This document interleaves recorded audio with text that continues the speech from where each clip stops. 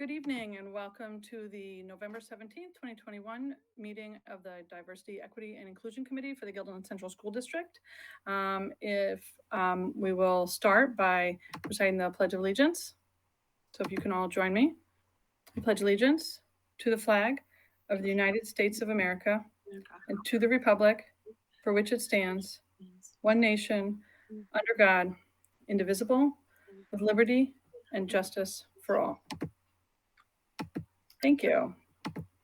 All right, so our first order on the agenda is to approve the minutes. If you take a look at the agenda, there are minutes labeled from October 12th. Did anybody get a chance to take a look at those?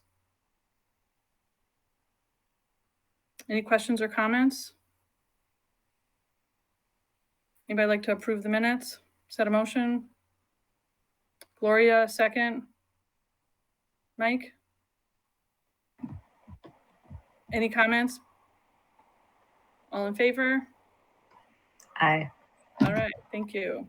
All right, so the first item after that on our agenda is to welcome a new member.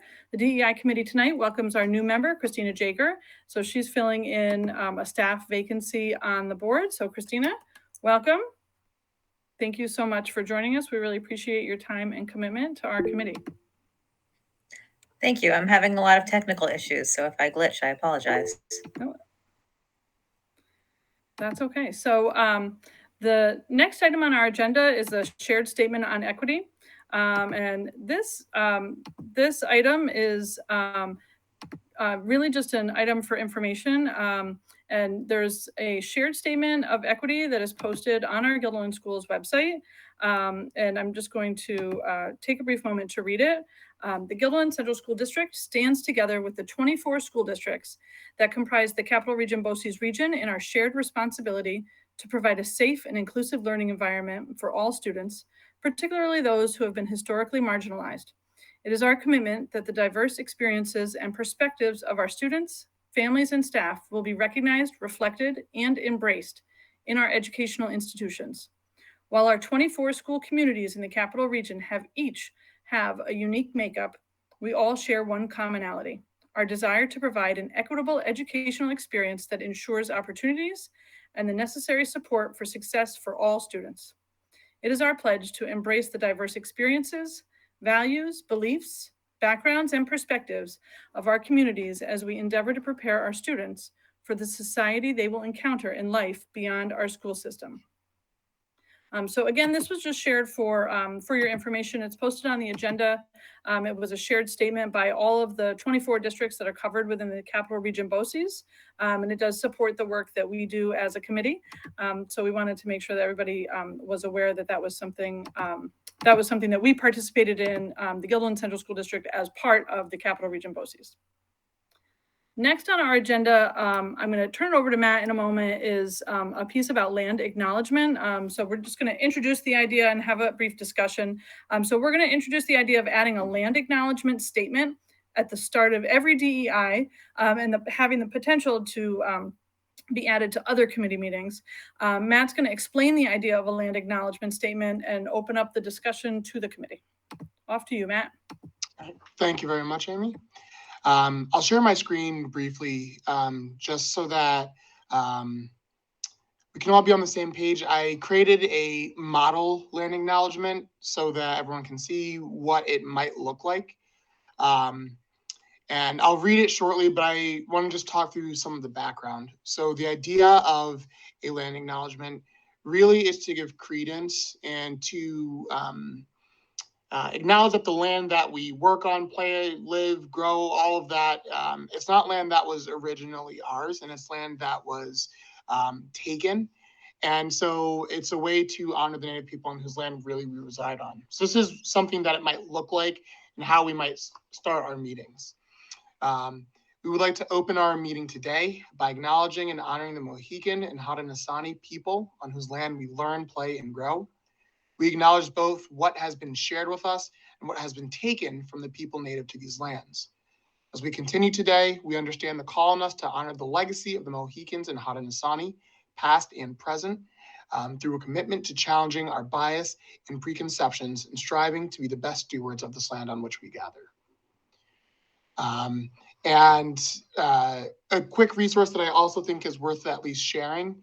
I hyperlinked it right here, but this is a map where it's not a exact science, but it will allow us to be able to see more or less what land we're on. So right now we're meeting virtually, but assumption that maybe down the line in next year, whenever, might be meeting in person, should circumstances to permit for that. We are able to look up, and if I go specifically to the high school, we can see specifically the land that we reside on. And so we can see which people live there. And so you can do this wherever you are, and it's a helpful tool. Now, they do provide a disclaimer that it is definitely good to contact the leadership of tribes, and not just to go based off of what we think might be correct. So it's always good to dot your I's and cross your T's. But this is the general sense of what land acknowledgement means. I think that it could be a very, very powerful way for us to start our meetings. And personally, I think it's a necessary way for us to start as well. But I'll stop sharing, and would love to hear others' thoughts on this. Thanks, Matt. So we'll open it up to some questions. If you have any questions for Matt. Matt, if I can ask you at the end of this meeting to share out that document so people can read it on their own time. But we'll open it up to some questions or comments and thoughts, and we can use the hand raise. Okay, grab my. There we go. Seema? You're muted. Yeah, sorry. I know when we talked about putting the agenda together, we briefly talked about this, and I know from work experience, a lot of higher ed institutions do something like this, and I think it was mentioned, oh, this could be talked about here at this committee first, and then maybe brought to the board, so our board meetings would also start with this. I personally think it's a great idea. I also think it would be good, excuse me, to have discussions and questions here. So before it goes there, we can, kind of have done our homework and research. And my guess is that there's probably some people who this might be brand new to. So to have some educational learning piece about it would be, I think, maybe a reading or something else around that would be helpful. I would agree, and I'll just add that it's a practice that I've seen in a wide variety of settings. So I think it would be a good opportunity for us as a DEI committee, not only to pilot this practice for the district, but also to practice what we preach. Kelly. I love it. However, my question is like, we always meet at the same spot. So is it going to change? Would it change, like, or add little tidbits of history or something like that, like each week? Or is it going to be like the Pledge of Allegiance where you say the same thing every single time? Because we aren't, well, assuming that we would meet in the same location, the tribes we're honoring, that bit wouldn't change. If we found better verbiage, we definitely can use that. So I'm not necessarily stuck on some of the particular semantics of it, but I think that because it's location based, given that we're in the same location, it would be a standing and recurring thing that we would do. Yeah, I think it's awesome. I just think maybe adding a tiny change each week or that whatever would also add a lot of value to it. Thanks, Kelly. Gloria? This is brand new to me, but I think it's a wonderful idea. I mean, it really brings to put in your front of your face and your mind that, we stand on others' shoulders. I mean, this is a land that was occupied and was taken in some respects, given, as the statement says, it's a big mixed history. But I like the fact that we honor those who were here before us. I mean, we tend to just go about our business thinking, it's all ours and it's always been ours. And I don't think we ever give really good thought. Personally, I did teach this period, and I think it's an awesome way of reminding ourselves of that fact that we're not the first here.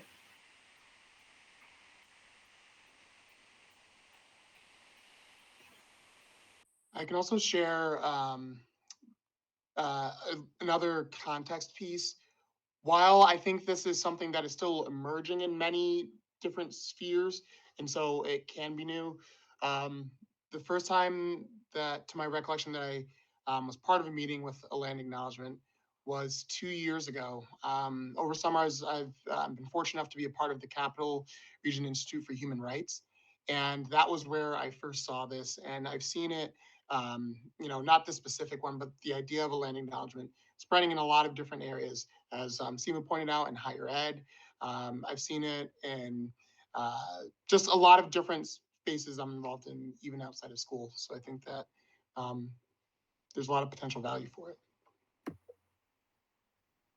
Great. Thanks for sharing, Matt. If people have future questions, just as we talk about whether we want to implement this, if anybody has, questions about implementing it after the next one, you can feel free to email the steering committee or Matt specifically, who will share the information. And then after our meeting, Matt, you'll share out the document so people can take a little more time with it. So thanks, everybody. Our next agenda item is titled Why DEI. So Matt's going to help us update on 2 recent incidents in the schools as a way to underscore the importance of our DEI efforts in the district. Take it away, Matt. Thank you again. So this next topic is unfortunately one that's a lot heavier, and it's not as exciting as the thought of a land acknowledgement, where it's, oh man, this is gonna be great, and this is something that we can all look for as being good. One of the things I think, whenever we want to try to look at creating change, you have to have a reason for it. Change for the purpose of change has no real value. And so with DEI, 2 of the issues that we saw in the past week emerge. A student found one incident. I'll share first something that happened at the high school level. Then Mr. Lasher and I will talk through something that happened really in the middle school. So at the high school level, a book was found in the library by a student of color. And the book was vandalized, and on it was written the uncensored term, "N-words must die." And so this is not something that was 40 years ago. This isn't something that we can say, I don't see how that would impact students.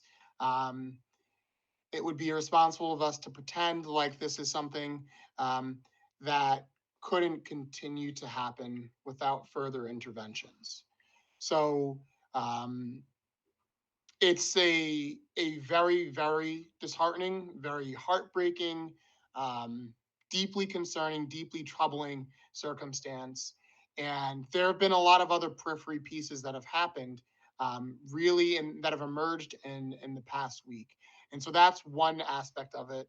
And the other, I'll let Mr. Lasser introduce, and then I'll kind of come in and bring in some information on the other side about something that we had parallel to it same week in middle school level. Thanks, Matt.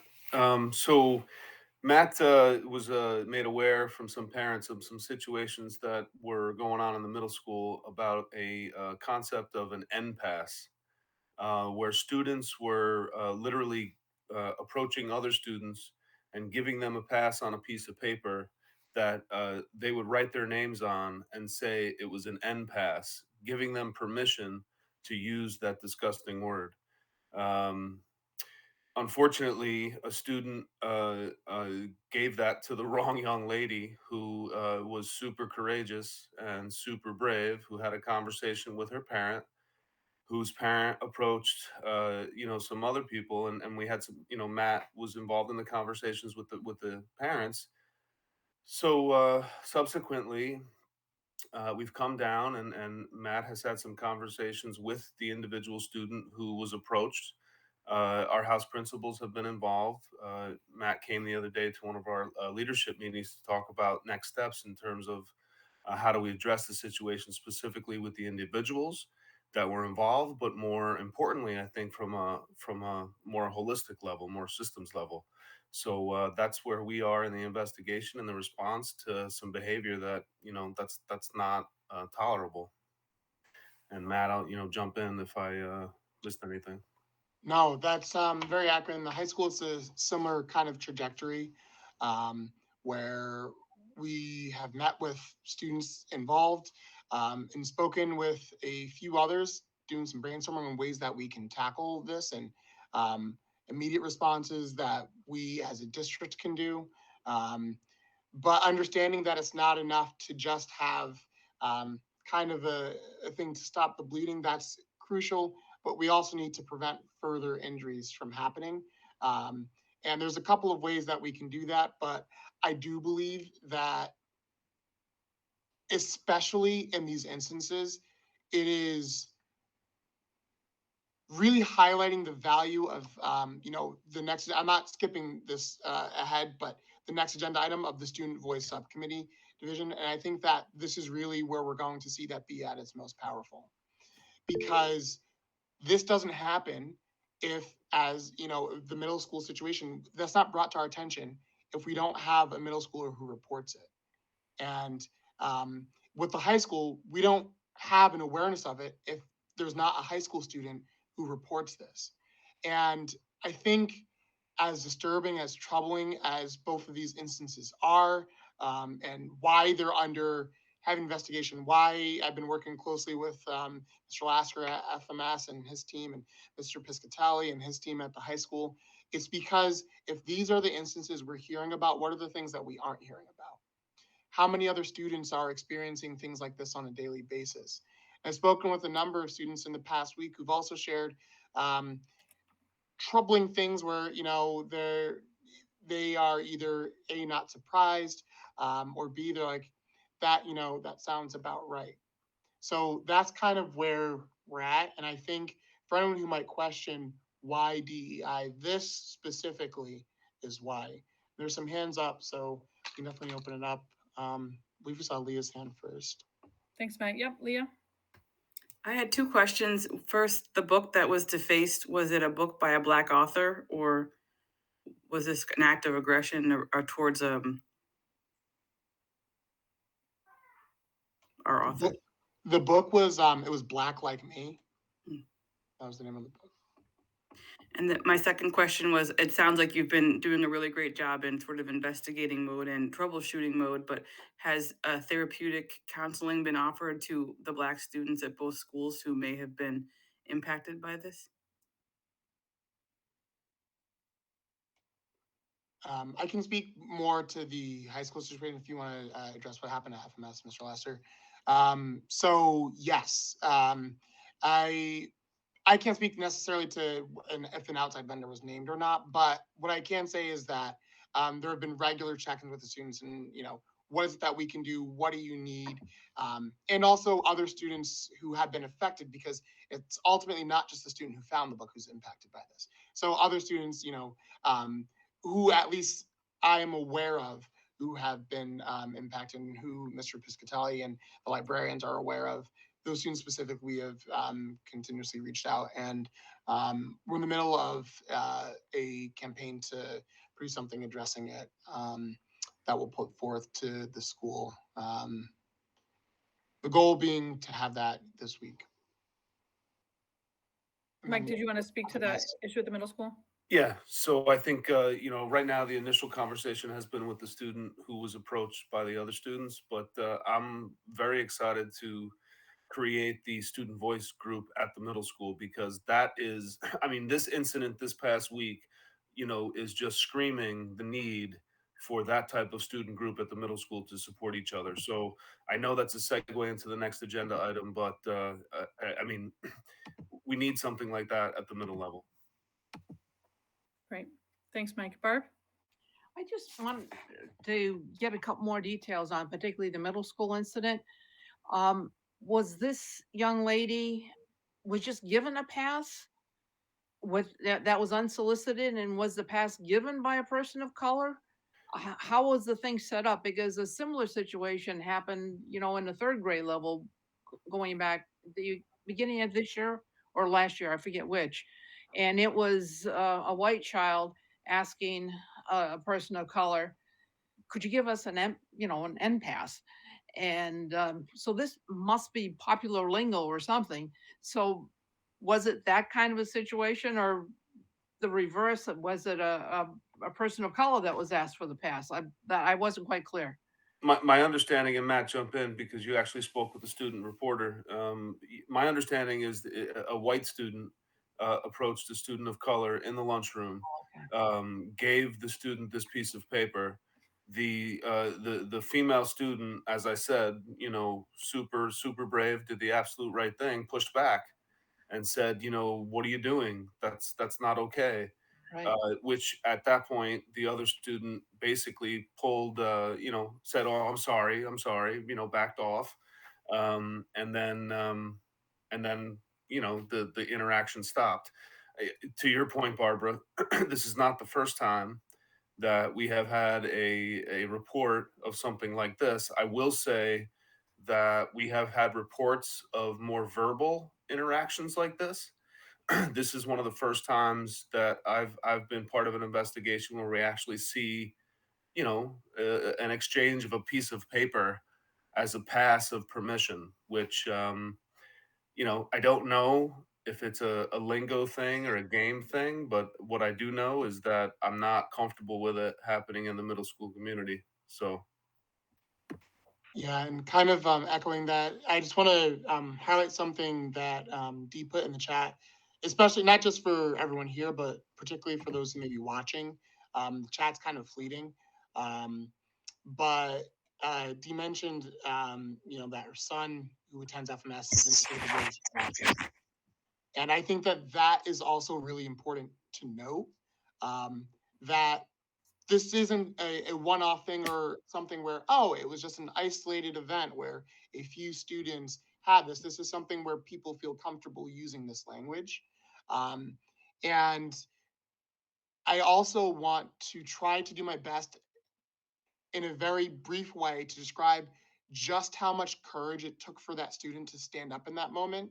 Um, in middle school, I don't know that I would have been able to do so.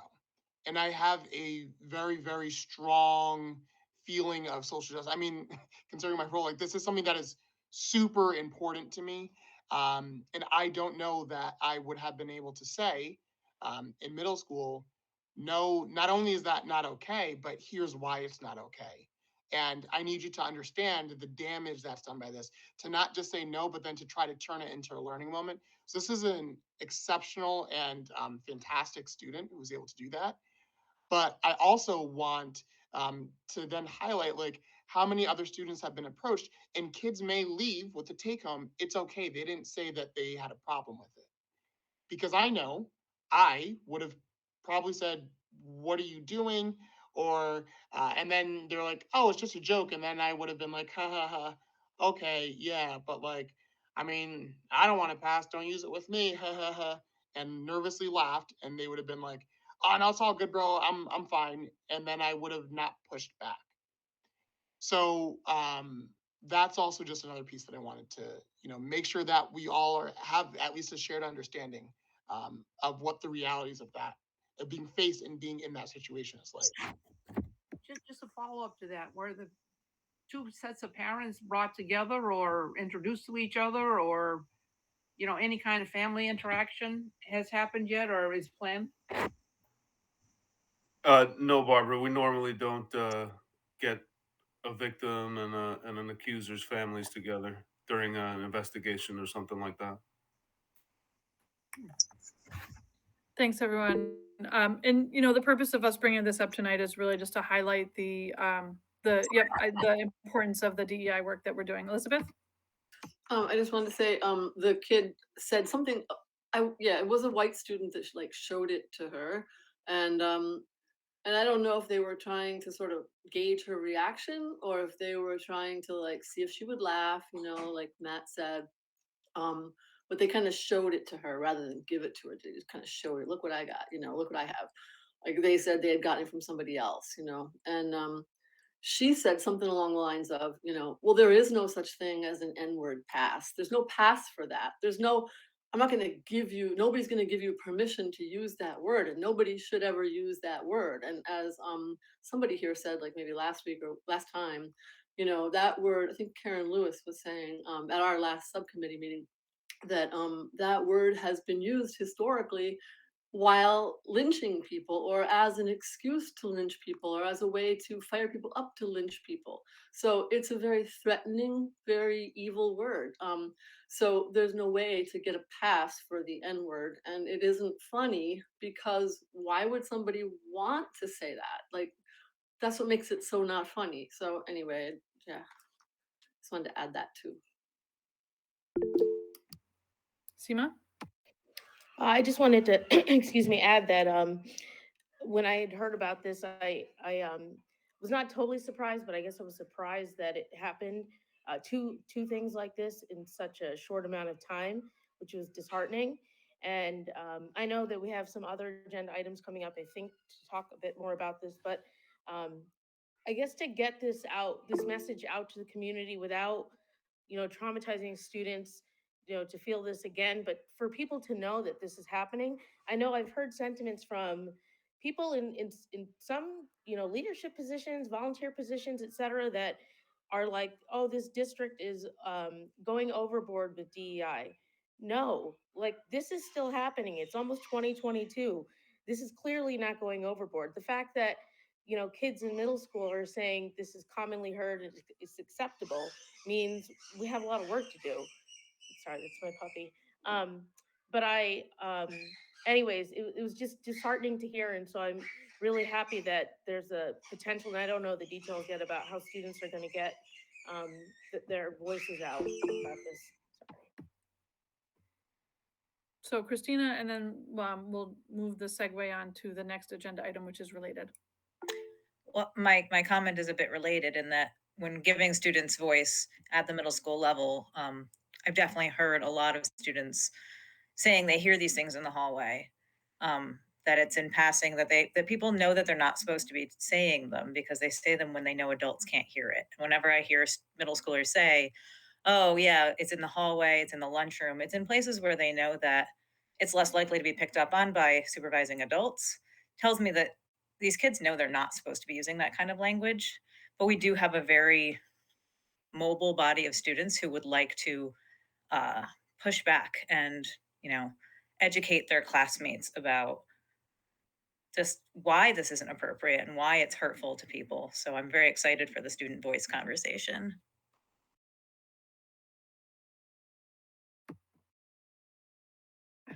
What a great segue. So the next topic on our agenda is the student voice subcommittee discussion. And so what we're going to do here is just discuss ways to enhance and expand opportunities to hear from students. So I'm just going to relate back to the part of the minutes from our last meeting when we were talking about adding members to the committee and what we're going to do with our member terms. There was a lot of discussion and interest in including middle school students to play a part either on the committee or on a subcommittee or on a newly committed subgroup that would be specific to student engagement or student voice.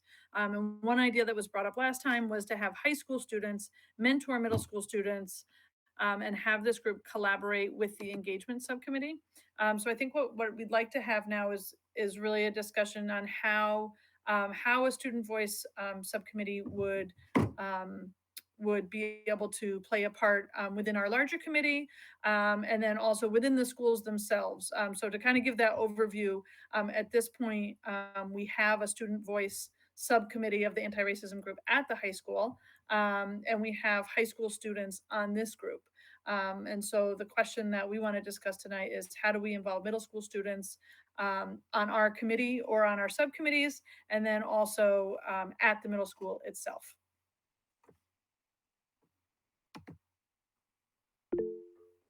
Mike? Why, thank you. After our last meeting, we've had some conversations at the leadership team and as with our PPS department, our social workers and our counselors. And we were trying to identify what would be the most logical first steps to engage middle school students who are already engaged in this type of conversation. So I'm extremely excited and proud that Christina was selected to join the DEI committee because she's one of our school counselors who are instrumental in working with the students involved in our Ally Club. And our Ally Club was started, oh, I don't know, probably 6, 7 years ago now, and has really blossomed into a place where students at the middle school could really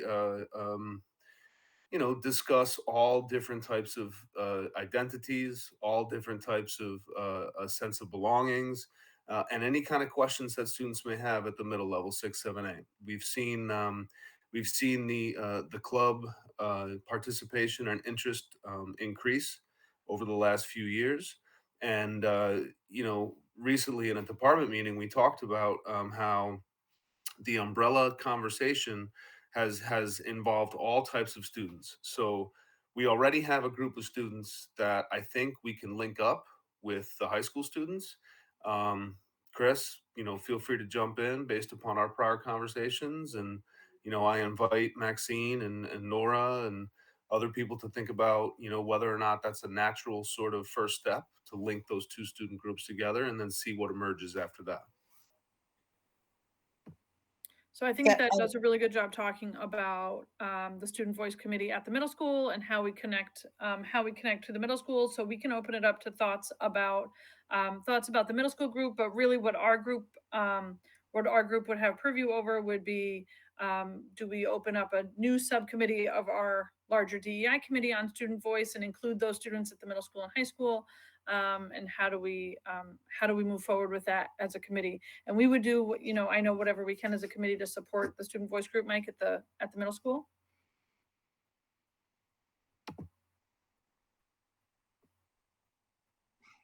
Christina, were you saying something?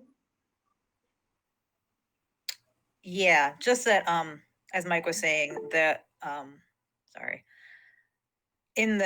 We're like 35 kids show up for the Alliance meeting, and they are very much embracing the idea of talking more about all intersections of marginalized groups, including disabilities, including race. And I can think of several students from there who would jump at the opportunity to be in a committee such as this with people such as yourselves who are looking to make actual change in the school, and who would have the maturity and the student body behind them in order to do that.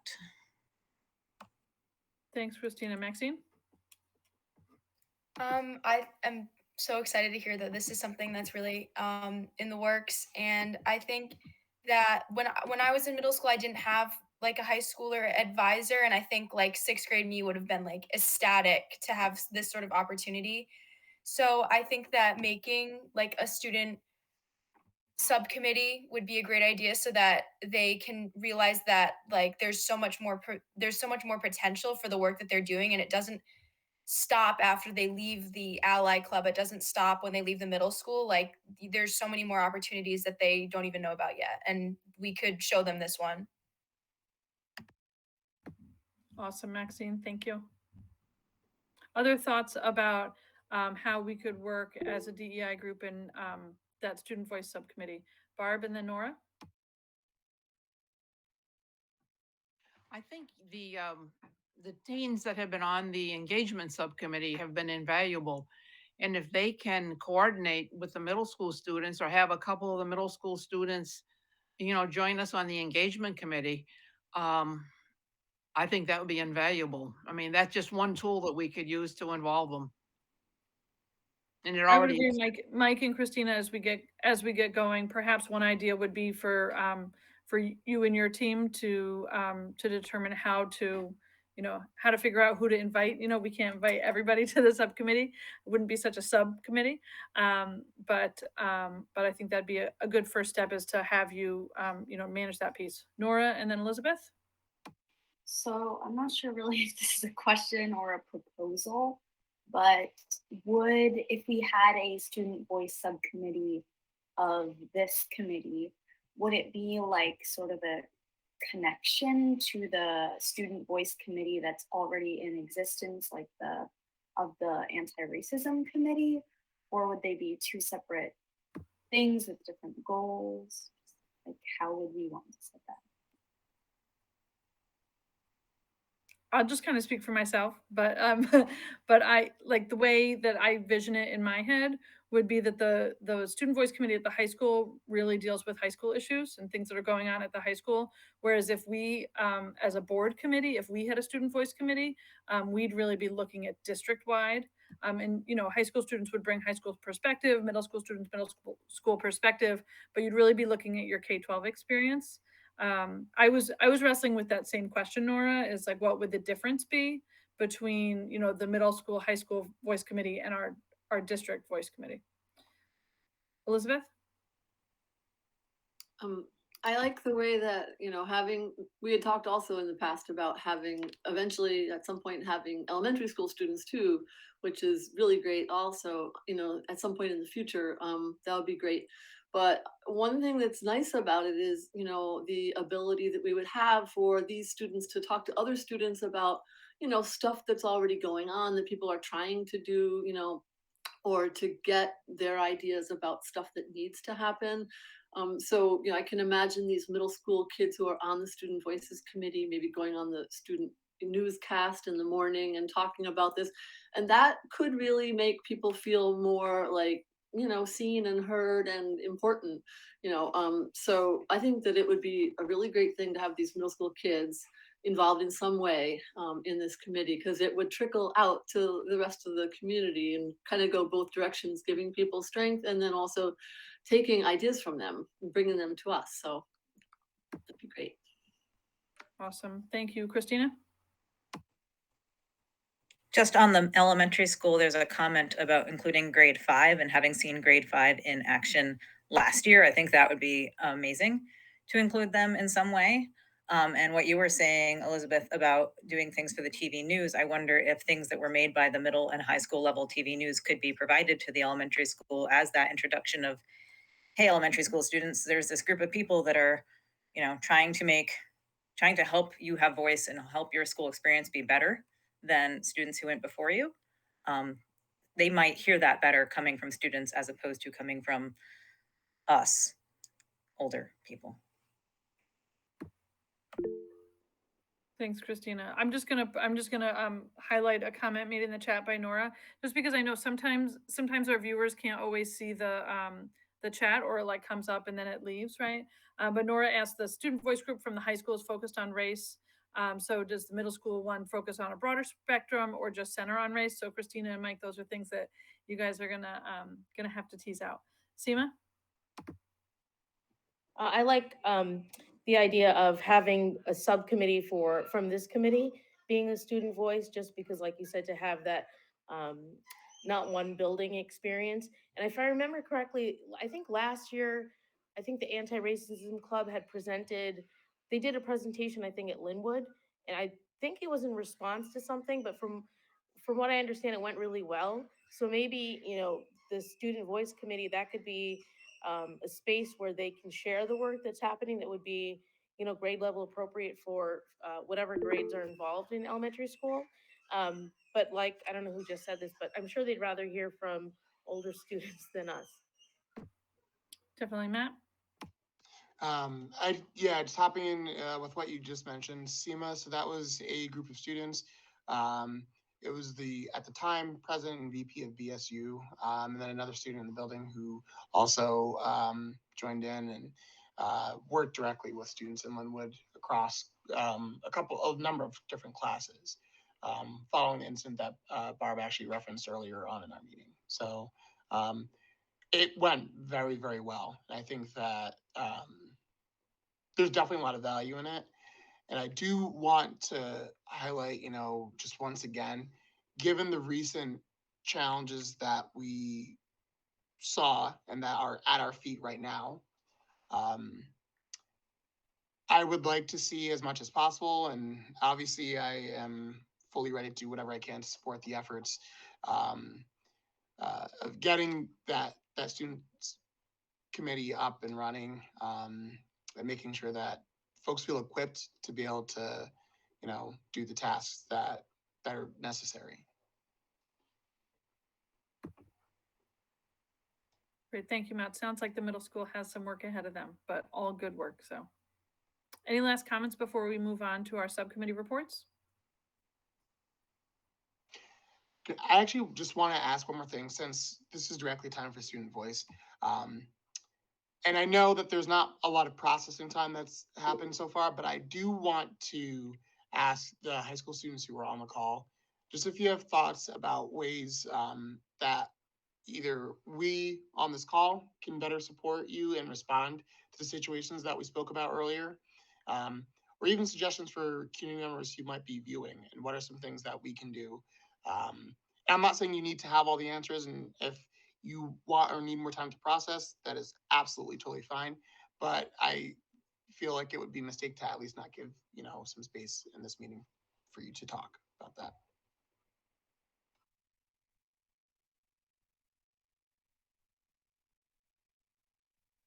I guess I'll just say that it was like a lot of people said, it was a surprise, but at the same time, something that, happens.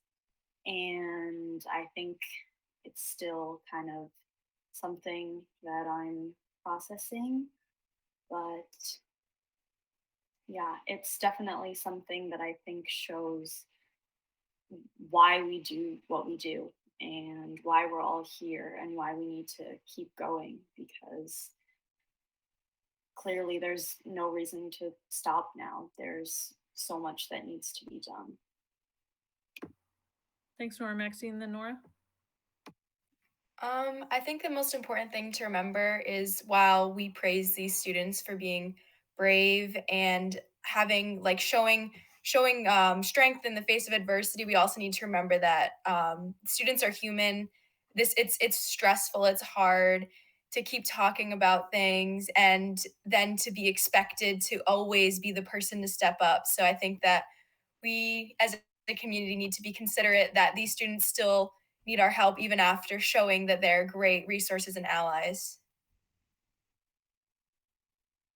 Thanks, Maxine. Nora? Yeah, just to add on to that, kind of just support. And I know Mr. P does checkups. I think that's intentional, just being hey, how are you doing? We're all human here.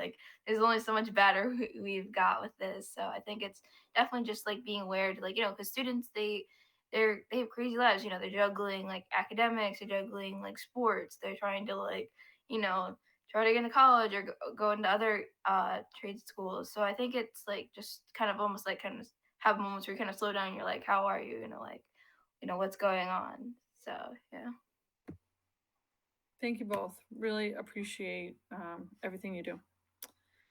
So moving on in our agenda into item 6, the report from the subcommittees. Let's start with the communications committee and get a report on what you've been doing recently.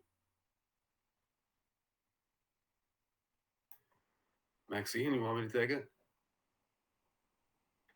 Hey, thanks everybody. Thanks, Amy. And so on November 3rd, we met and we had some conversation about next steps in terms of our communication efforts. We talked about some planning timelines for selecting the staff and students that we want to video and interview as they talk or tell or sing or dance or relay their stories regarding DEI to us, so that we could get those out there to the community. We drafted some 3 essential questions that we would probably push out to however we select the participants for these type of interviews. Those 3 essential questions I'm going to drop in the chat right now, because we are interested in your feedback in terms of if we ask principals to tap some people that we could interview. That's one way we can do this. We could ask for volunteers in the district who are willing to tell us their stories. The other sort of, let me see, let me just go back to our minutes real quick. I think those were really the two options that we had in terms of how do you select the participants that we want to interview. Um, these are three draft questions that we were looking for your input on in terms of sending them in advance.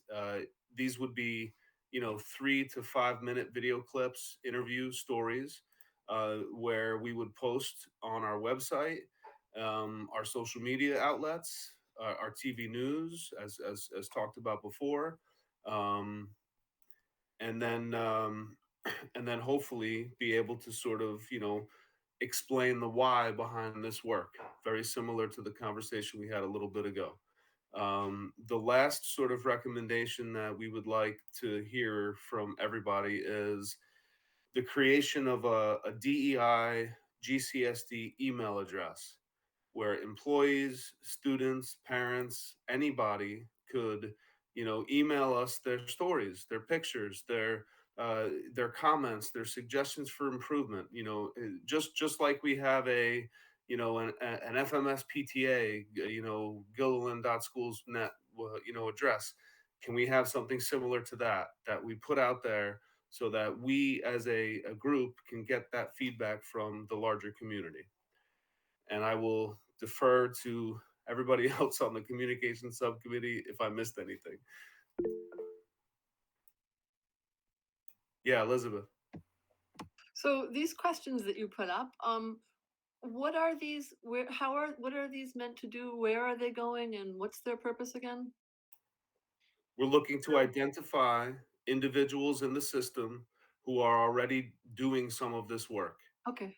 The two ways that we talked about doing that is, do you ask the principals for, hey, who do you see in your buildings? Who do you see in transportation? Who do you see in maintenance who are really, tending to this DEI work really well? Can we interview them? So that's one way we were thinking about doing it. The other way was to say, just push out an opportunity to volunteer for people to tell us their stories. And are these questions meant to go to the students as well as whoever else, staff? Yes, whoever else, because we were looking at students, staff, community members, really any stakeholder in the school district who wanted to tell us their story.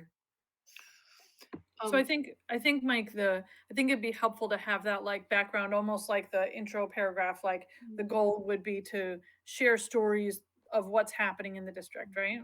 Mhm. Yeah, and if these questions are going to go to students too, I can envision maybe making them a little bit more direct, like something like, tell us about any teachers or staff that you've seen who are doing, and then fill in the blank. What is it? Like, not just doing this good work, but what are they doing? So doing, being really fair, working hard to be fair to all kinds of people or something like that.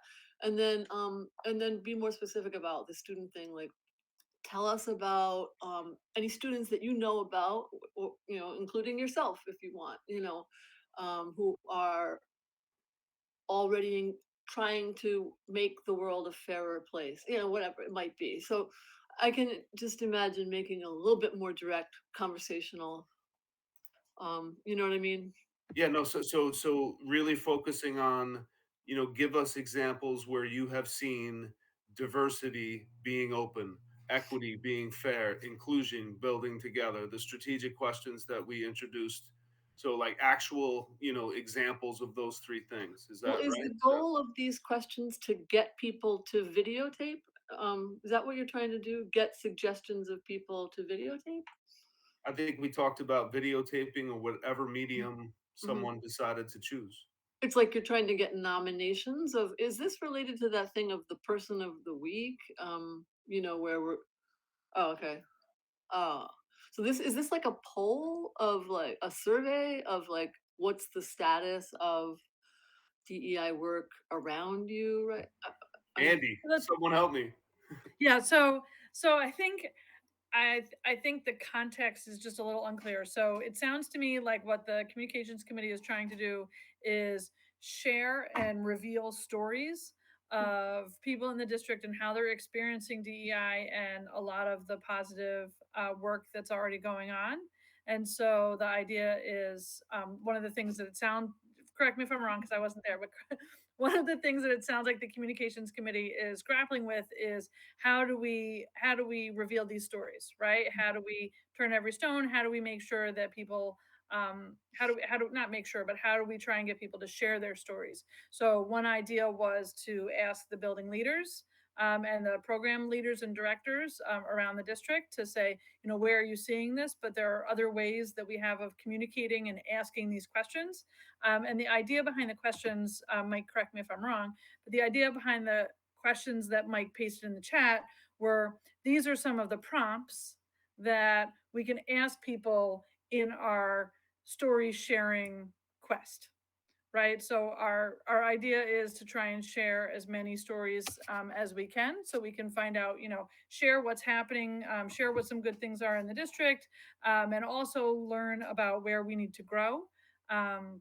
But these are some of the questions, and I think there's a lot of wordsmithing that can happen in any question that we have. But the idea is the communications committee is going to reach out to staff and students and families to ask them to share some stories if they'd like to. Mike, did I get that right? Does that help clarify? Okay. Yeah, All right, Andrew, absolutely. you've been very patient.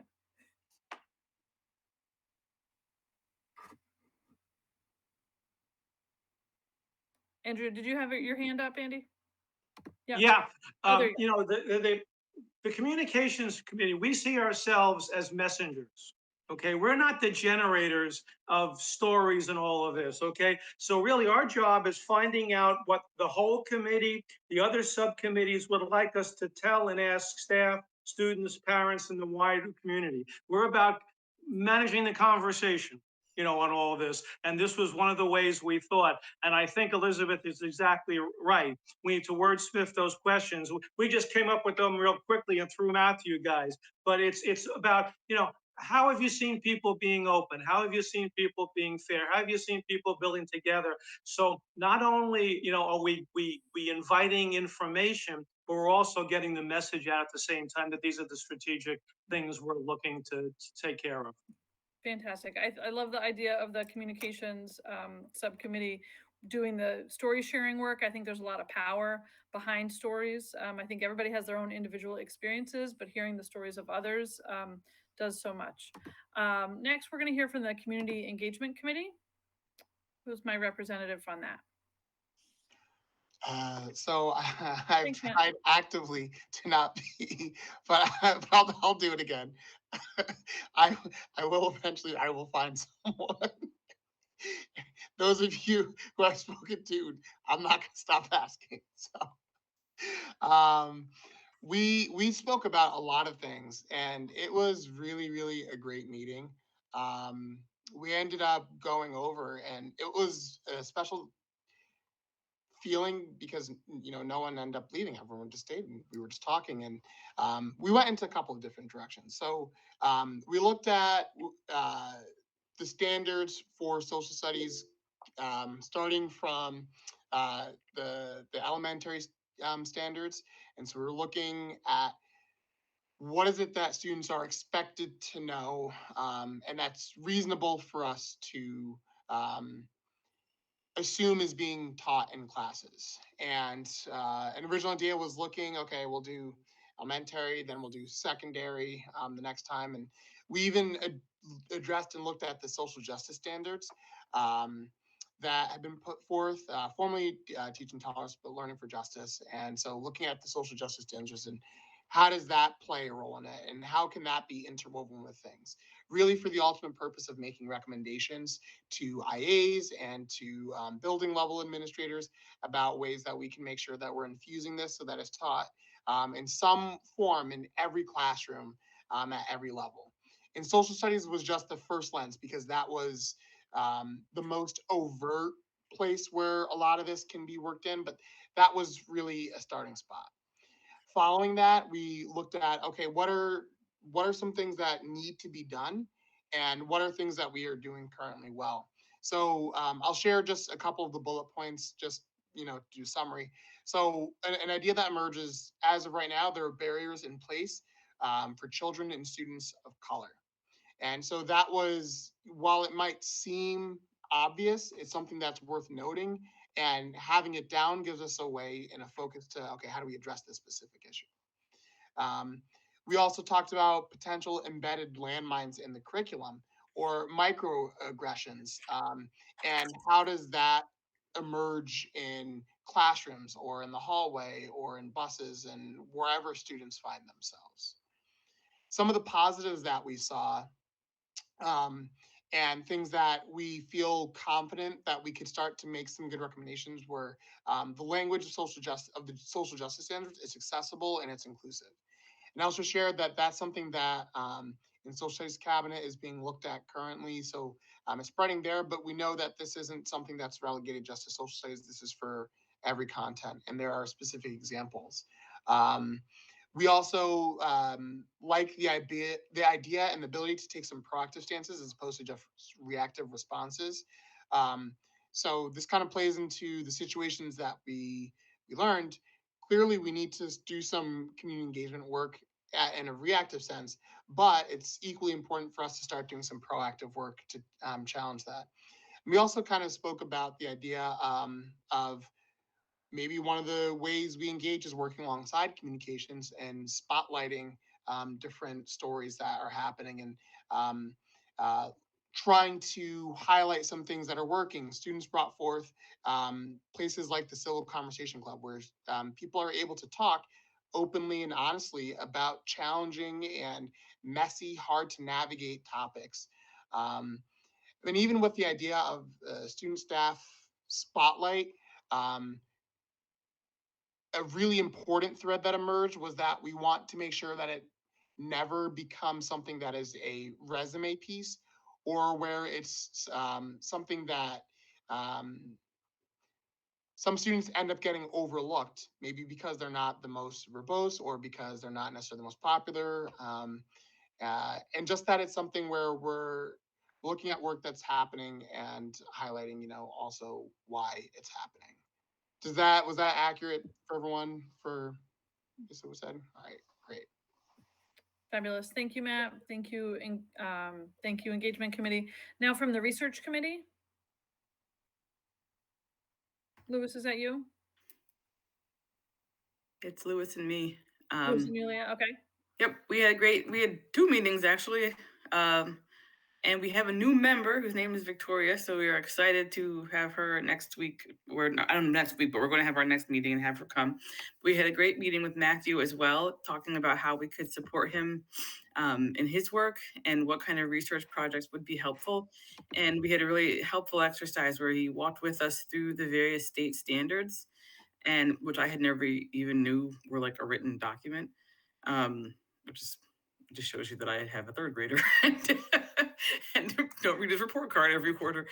But so we're going to look together on research of ways that people have picked certain subjects and found ways to weave in DE&I mission to various topics and standards, and how can we make even things you wouldn't think of as having a DEI bend, like math or science, how are ways we could weave our vision statement into suggestions, be the activities or curriculum or books around the various standards. So I think that's going to be our research project for this year. We also talked a bit more about our ideas about AP placement, what other models there are for for open AP courses where people can just take them, just finding out more about what people have done that are a bit outside of the mold and bring those stories in. Awesome. Thank you so much.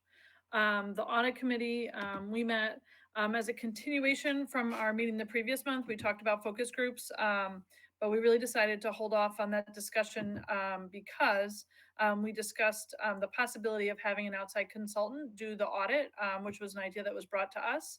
And that's a committee that's really going to be made at the district office level. But what we thought about the focus groups was we felt like we didn't want to double the work that a consultant would have done. And we talked about the ins and outs of using an outside consultant. And as a group, we'd like to do some research on districts that have used outside consultants before. What were some of the things that they've seen? What were some of the benefits? What were some of the drawbacks? And what were some of the tips and tricks that they have experienced that we could use to our benefit? Anything else, Audit Committee? Anything else that I was missing from that meeting? I think the only other piece was that we were going to look at what consultants were available to do that and how much they charge, and Yep. basically get a ballpark idea of how much this would cost, and then maybe do some homework into the different consultants to see which would be best, like a best fit for Guilderland, and try and be transparent, as much as possible along the way, so people know what we're doing, why are we doing this, etc. But I think, and if people have feedback here, I think it would be great to know. I think you can just email anybody on the audit committee to share if you have feedback about having an outside consultant. I'd rather, hear the questions and if there are concerns ahead of time before going forward with some of that work. Yep, absolutely. I know, like I said, I know there's benefits and drawbacks of using an outside consultant. And so, we want to be able to advise in that way. Yeah, we agree, Mike. That an outside lens would be really beneficial. There are definitely some benefits to doing some work ourselves and the insight that we have and the comfort level. But there's also the benefit of having somebody from the outside really take a mirror to our organization. So we're getting there. The last item on our agenda is the learning component discussion about exploring identities. So for today, we were supposed to finish the section that ended on page 113. So the end of section 2 talked about preparing for equity, the ongoing emotional and intellectual work of equity leadership, and exploring identities related to disabilities, socioeconomics, language, gender identity, and religion. So Matt, I'm going to allow you to lead our discussion this evening. Okay, thank you once again, Amy, for last time tonight. So similar to how we've approached the last two times that we've had looks into this book for our learning component, we're gonna look at the pause and reflect sections and also some of the highlights that folks may have found while reading this themselves. And we'll go down section by section. So Amy did enumerate and list them out, but just once again, the first section we'll look at is the section on disability.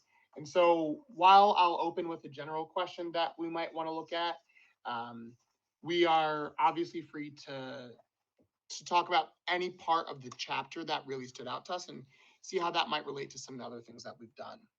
So for the first thing, we'll look starting at page 74.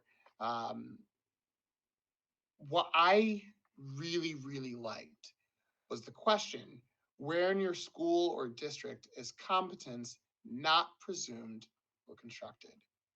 And I think that that's where we start, because that relates explicitly to the areas of ability and disability, but also is the guiding and theme and the unifying thread that touches on every single subsequent thing we'll look at tonight. It's a tough one, right? The idea, where is competence assumed and where is it not? So, this can come from all of our vantage points. Who do we assume knows things, who we assume might not?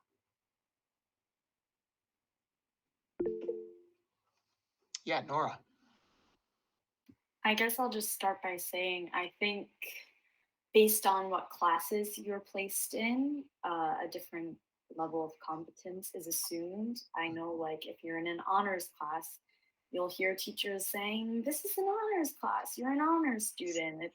It's like ground into you, like you are smart. You should be smart. And then in other classes, it's sort of like, well, it's not as big of a deal, or it doesn't matter as much because it's assumed that the people in those classes are not as smart. Yeah, thank you for sharing. And I saw some heads nodding when you were saying that. It seems like that's a thing, not just other students, but anyone really who has been a student would agree that we've kind of seen that kind of attitude play out. Or else, yeah, Seema. I just wanted to add on to Nora's comment, and I think that kind of intersects with some of the other things like socioeconomics and language, because to have the resources to pay for a tutor or to have to be growing up in this country or English is your first language, where you're able to kind of know different, or if you went to school here, you might know different parts of how the school system works, etc. So, you can advocate for your kid, more easily. Um, so I think Nora's kind of highlighting what could be the result of these other pieces that also impact impact students. And I think, I don't know who mentioned it before, but I'm glad I think it was Christina talking about the intersectionality of a lot of these things together, that it's not just one. But really, this is how we can look at, not necessarily systemic racism, but systemic issues that happen for these little pieces that are, put together, and they see the result. Yeah, thank you. To say then Leah, then Elizabeth. So I'm just gonna tell you, Matthew, that it is Tibisai. So I'm Oh, gonna correct you, but it's okay. No, please do. Thank you. I think that we assume competence from special education teachers, and the presumption that they are the only ones that are supposed to know about differentiated instruction, maybe, and just the burden that is placed a lot on a special education teacher to know so many different things about how to deal with different disabilities, right? Because um, that's their specialization. And I think about that a lot being a DEI practitioner. Like, I don't know every single thing about DEI, and I'm never going to know every single thing about DEI. I don't think that any special education teacher is going to know every single thing about how to engage with students that have different disabilities. But I think that openness to not knowing and to saying to yourself, like, I want to be a life learner, things are consistently changing and evolving in the ability space is really important. But just the fact that we offload it kind of to like our special education teams, and don't realize, like, yeah, our general education teams still need to know these things. And I've always thought that it's interesting that that's separated out. So Thank you. I definitely agree with that, by the way. Seems like we lost Leah. So, Elizabeth. I just wanted to go back for a second to the questions that Mr. Laster put up in the chat, if I could, because something that we were talking about here reminded me of those, and it was the question about like languages and ENL learners and their families. I was thinking, if we could, whatever we wind up, putting out there into the community, if we could get it translated into some other languages, that would be cool. Because, and also if we could say, in those other languages, we could say, please respond in your language if you don't feel comfortable with writing in English, because we may never hear from these people otherwise. So then we could get their answer in Arabic or whatever it might be, Chinese, and send it out to a translator who could tell us what they said. So it's just an idea, but it's a way to hear some of those voices of some of the people in the community that we might not be hearing otherwise. And then this is not about the book, but it's about something that I observed like recently, since our last meeting. And it was just, I went to a mask meeting, an interest, mask interest meeting at FMS. And, the socioeconomic thing came up there because one kid asked the advisors, hey, do you think I can participate can I audition? Can I be in mask? I really want to be, but I can't go to the rehearsals. I can almost never go because I have to babysit all my siblings every day after school. I'm the only one. My mother works 12-hour shifts, so I got to be there. And the advisors, they responded by saying, well, you're going to have to speak to your parents and you're going to have to decide your priorities. And you're going to have to see if you can make the commitment to mask that's required. As if this student was somebody who had, opera and chess, lessons they were too busy to go to mask, and that's not what it was. What it was, you know, they couldn't afford any childcare other than that kid. That kid was it, the only childcare that they had. And so I just thought it was kind of sad that the advisors didn't say, wow, okay, that's a hard one. Why don't we think about it and see if there's some way that we can work something out where you can get some of the benefit of being in mask, even if you can't come. Maybe you can draw pictures that we can use in the sets, or you can sew costumes at home, or maybe there's something that you can do while you're holding that adorable baby. This kid was holding like a 1-year-old baby in their arms. And it was just like, I wanted to say, give me that baby, you go to mask, you know, I'll take care of it, go. You know, like, that's not the answer, but maybe there's an answer for students who are in that situation, who, because of their socioeconomic situation their family is in, cannot get all the benefits of it, of an experience like being part of mask. And so maybe this committee at some point could sort of think about, you know, extracurriculars, and what about people who can't do them because of these pressing family questions, you know? Is there some way to help them out? Thank you. And just for the benefit of community members who might be unfamiliar with what mask is, would you mind just explaining what mask is, Elizabeth? Mask is the Farnsworth middle school musical they do every year. I think it's it starts now and it gets performed in like March or April or something, the spring. Okay, thank you. Leah. Sorry, I got excited and booted myself off. I was excited. I love this book, and I think it's such a great book. And so I'm going to talk on every section because we're really getting now to some of the discussions we had at the start of the committee of how are we going to address the intersectionalities of, you know, people were concerned that we might only focus on race and not other issues. And we see here in these chapters how they are so intertwined. And what I found really interesting was to your question about competence being presumed. You know, the opposite of that being, there was a sentence here on page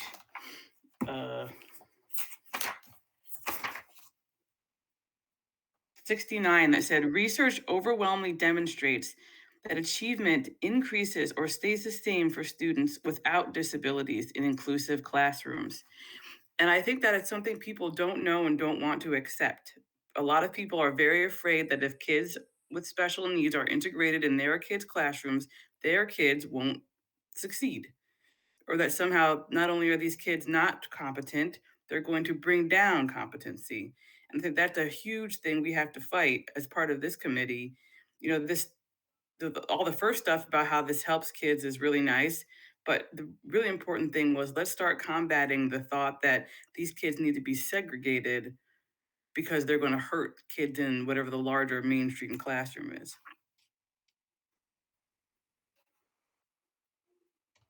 Absolutely. Thank you, Andrew. And then if you still had something, Mike.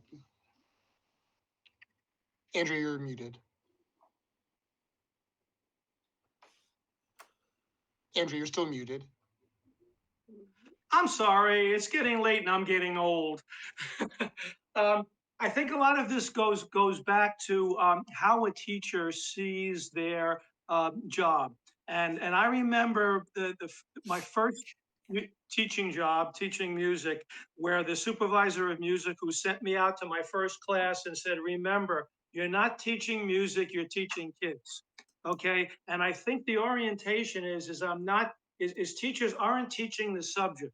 They're teaching the students how to learn, how to achieve in that subject, so that the focus is on what does this student need to achieve whatever it is, rather than, okay, well, you need to do this.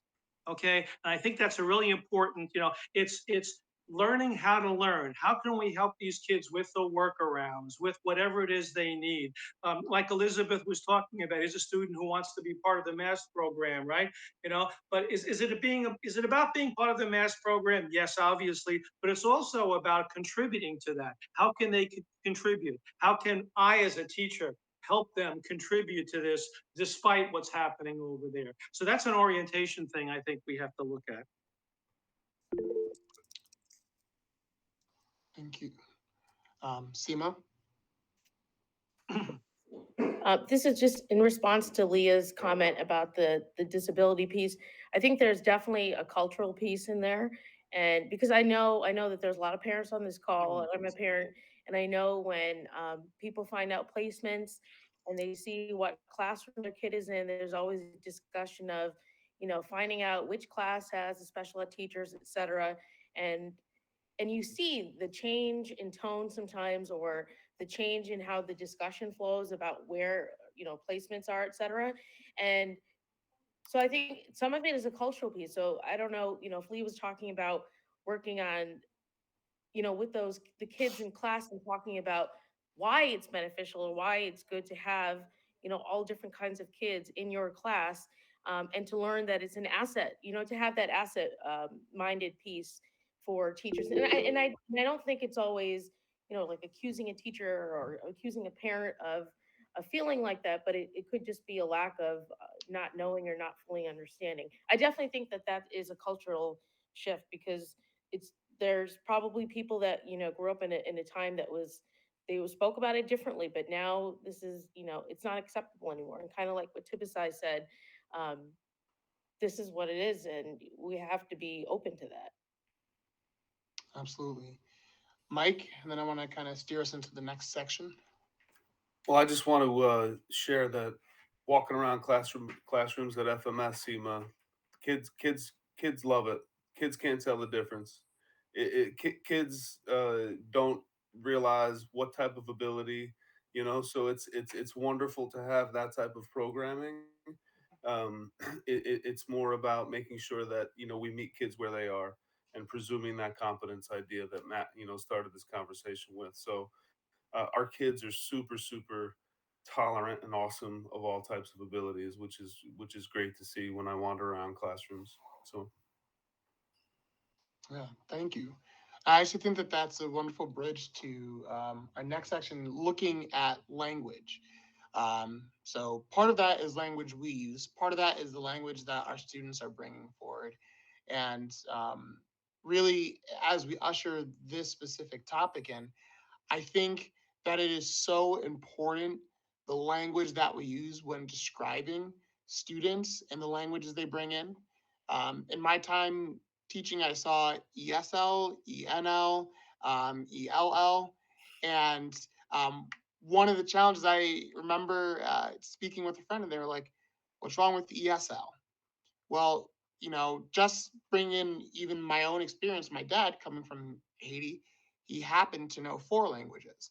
So English wouldn't have been a second language for him, would have been a fifth. And so it's not accurately describing, where he was coming from. So I think, in accordance with that, on page 92, one of the questions is, where have we seen deficit and asset orientation about language? And the kicker is in ourselves. What assumptions do we find ourselves making about a language someone might speak based off of their appearance? What assumptions do we make about students' intelligence and their capabilities and their strengths and their passions, about families? And Seema, you touched on this, their involvement and how much they want to support their children based off of language. Um, and that really is exactly building off of what we were just talking about. It's times like this where I, would love to hear Marsha Ranieri's voice just kind of echoing in my head, and the importance of language. What are everyone else's thoughts?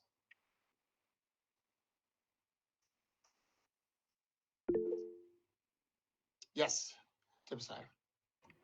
So I saw a comedian not too long ago that said that you know, Latino kids assimilate into schools to lose the language that they're gonna need when they apply for jobs. Um, and I thought that that was hilarious because I'm like, absolutely, we're becoming a way more multicultural society. And the reality of it is that if you are in the United States, you're going to learn English through immersion and empowering students to keep their language, and also seeing the value in what their languages can help us to explore.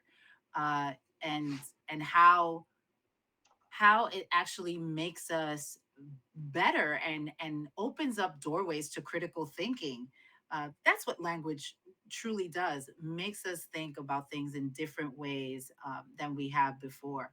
So seeing and empowering students that are coming in uh, with their primary language not being English, and creating spaces to empower them and also for them to share about their culture uh, is a missed opportunity. I feel like it's a missed opportunity. I Tying in with disabilities, I saw a gentleman who has Tourette's, who's a teacher and applying to be a principal, talk about his experience when he was 9 years old, and he makes sounds, and he can't control those sounds because he has Tourette's.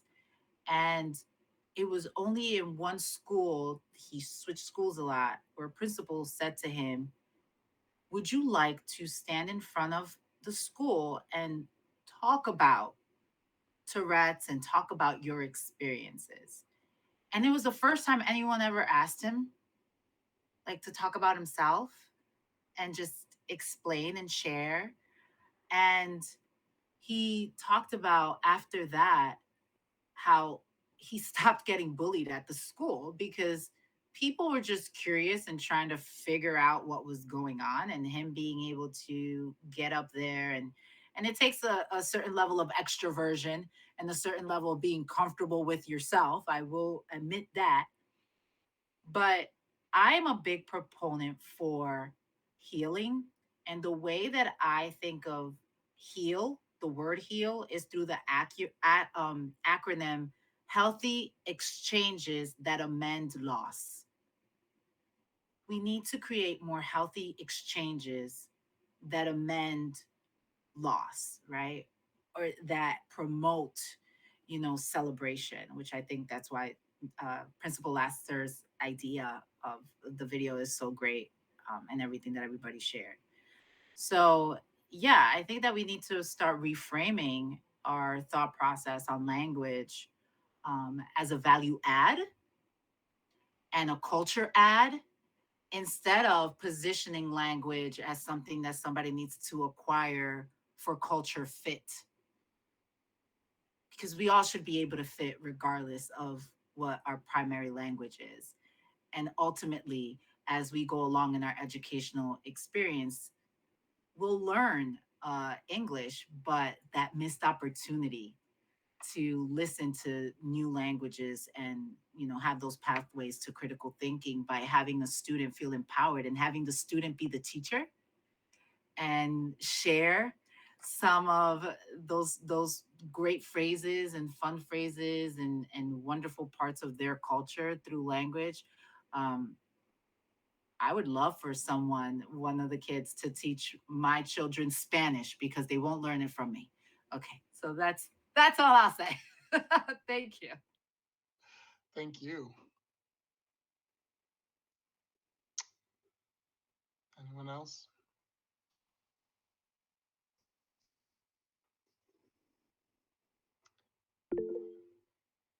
Yeah, go ahead.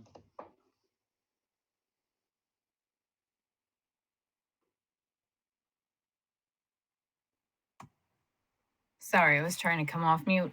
I just wanted to add to that when that question of competency, I think it's also very connected to language. If a child has an accent or a lisp of any sort, any difficulty communicating, like for example, if they have Down syndrome and their speech isn't that clear, I think there's an automatic assumption of a lack of competency because there's a lack of language, and they don't necessarily go together. So I just wanted to put that out there. I don't have any ideas after all this time on how to really resolve that, but just to make it, to get that sense of understanding that just because a person cannot communicate in a language that's the acceptable language in whatever the classroom is at the time, doesn't mean that they're not competent to actually learn what they're being taught. Absolutely. Absolutely. Yeah, Nora. I just wanted to add on a story that kind of reminded me of what Sandra was saying. In ASL class, we watched like a short film, and in the short film, there was a little snippet of a story about this guy, and his dad was deaf, but he was hearing, and he always assumed incompetence in his dad because his speech, although he could speak, it wasn't as clear as how a hearing person might speak. And when he went to college and started taking ASL in the, yeah, thank you. um, when he started taking sign language in college and really learned the intricacies of the language and was able to communicate with his dad more, he realized how beautiful his signing was, and like the complexity, and how it just was like a full 180 moment. And I think of that story when we were reading this. Thank you for sharing.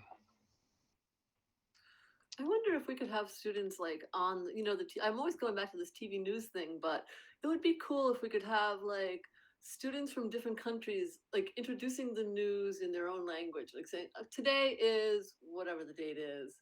Today is June 6th. Say it in, Arabic or like French or something, or, have a great day at the end or whatever it is they say, you can have like a different person say it every time, just again to focus on the diversity that we have, and to focus on the beauty of different languages, but I think there's a lot of possibility in the middle or high school news for like people talking. Maybe a group of people who have Down syndrome could talk about their experiences like on this thing for 2 minutes or something. It could be really great to have to hear from different people. In the book where it talked about somebody with disabilities who like talks through a machine or something, can't actually speak. I thought when I read that, I thought, wow, I wonder if you were in a class with that person, you might think like, well, how do I actually talk to them? And I wonder if in the classes where people are, who are in situations like that, if they do address, how to become friends with that person, because I can imagine it could be daunting. You wouldn't know how to be friends with them, maybe, So just talking about sort of really elementary things like that could be useful for people. Absolutely. Seema? I was just going to say, I think some of the implicit bias work is helpful with this too, because I feel like we're in a culture sometimes where we don't even, I have to catch myself too sometimes, and stop and realize, I think there's like a meme, right? It says if someone speaks with an accent, that means that they speak more, probably more language than you do if you're like catching that. And so to have that different mindset, as opposed to, we talked about the deficit versus the asset-minded view of being able to speak different languages. But I just wanted to second that idea. I love that idea, Elizabeth, of adding something in the morning news that all the kids hear. I know Tibisai, you wrote in the chat too, like start in elementary school. Yeah, we don't have time to, or we don't have the resources, right, to have foreign language back in elementary school, but just to show that language is cool, and like, it's a positive thing, and it's a different way to learn, and it doesn't mean that somebody doesn't know math or can't communicate in other ways because they don't speak the same language as you. It's a good reminder, I think. Even as adults, I think we do that. Definitely agree. Andrew, you were next. If we look at these different comments we've been having about these different identity issues, the very first thing that we're talking about, diversity, being open, speaks to that, because people make up stories in their brain about what that person means. They speak a different language, they don't hear, whatever these different things are, they have a story in their mind about what that means, right? And we want them to be open to a different story about what that means, okay? Because the story they're telling themselves about what the way that person acts means, the person with Tourette's or whatever, may be very different from how that person sees what they're doing or how anybody else sees it. So this whole notion of openness, how do we get people open to different interpretations, is something that we need to work on. Absolutely. Tip side, and then I'll kind of bridge from there. So one thing that my mom always used to say was, I speak with an accent, I don't think with an accent. Which I always got a kick out of. She was a really amazing. She is a really amazing, strong woman. But to your point, Andrew, I have been reframing DEI to a lot of my clients and people that I do this work with as adaptability intersected with emotional intelligence. That's what DEI is. That's what we're asking people to do. We're asking people to be adaptable, and we're asking them to have emotional intelligence as they navigate encountering individuals that they might have never seen before, might have never spoken to before. Because the reality is that because of segregation in our history in this country, we have created diversity deserts. Just like there's food deserts, there's diversity deserts. And we have to start addressing that through skill development. And I also like to tell people that empathy is not a part of the base model of humanity, it's a learned skill. And the more that you are around people that are not like you, the more resilient and the more your connective tissue grows for empathy, because you are dealing with individuals that think differently, that deal with situations differently. So, in terms of skills, how do we develop that? There are cognitive tools that we can use to develop that. One that I'll offer this committee that I use is I put up the picture in my trainings of Darth Vader, the Wicked Witch of the West, and the Joker. And I ask people, what is one misconception that you can think of about these characters? And then I ask people, what is one thing that you might have in common with one of these characters? And then I ask people, how could you empathize with one of these characters? And then I leave them by saying, if you can empathize with Darth Vader, the Joker, and the Wicked Witch of the West, you can empathize with your colleague. You can empathize with your neighbor that's driving you crazy, right? But it is a learned skill and it takes practice. So I just wanted to offer that up. Do we have time just to typify what is emotional intelligence? Because I think that's a great point, but I'm not sure that everybody knows what that means. Sure. So the way that I describe emotional intelligence is really self-awareness coupled with empathy, right? So understanding when something has triggered you, when something is causing you to feel maybe happy or defensive or triggered, all these fancy words, right? And your body gives you responses to when you're triggered. Your palms might get sweaty, you might have a lump in your throat or in your stomach. There are physical responses that happen due to your emotions being messed with by whatever stimuli is outside of you. So, emotional intelligence is being able to identify when that's happening to you and then regulating it and figuring out ways to regulate your emotions so that way you don't cause harm to others and you try very hard to maneuver the situation where you yourself are also protected from harm. Thank you. Thank you for that. And something that I noticed, there is so much rich discussion happening right now. What I'd like to offer to the group is the remaining sections of this portion of the learning component, moving it, because what I definitely don't want to happen is for us to rush through things for the purpose of just trying to, hey, we did it. I think that it's not a sprint we're doing right now. It's something that we want to make sure we're doing it right. So uh, folks feel okay with that, moving the last sections. It's important to honor everyone's time, and I don't not that they matter more, but especially our students, because I suspect that there is still homework and other things that may need to happen. And it's already 8:30. So just thank you everyone so much for the rich discussion we've already had. Trust me, there's plenty more that we're going to dive into, and we will not have a shortage of things to discuss for the next time. With that said, at this point, if there aren't any final comments, I'd like to offer up a motion to adjourn. Mike. Have a great Thanksgiving, everybody. Be grateful for your family, your friends, what you have in life, and the place that you are, where you are. So I'm grateful for working with all of you. Thank you.